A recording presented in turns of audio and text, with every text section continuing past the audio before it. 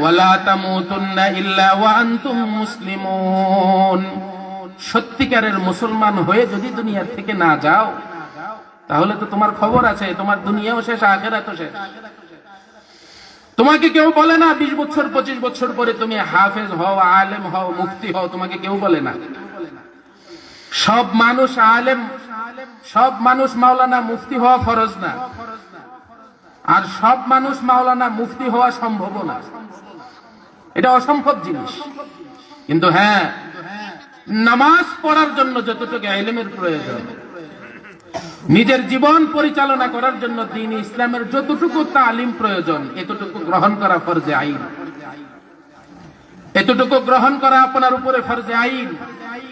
আপনি যদি এতটুকু ইলম হাসিল না করেন, আপনি আখিরাতে গিয়ে এটার জবাব দিতে হবে, আপনি এগুলো কেন শিখলেন না। স্কুলে যান, কলেজে যান, কোনো সমস্যা নেই।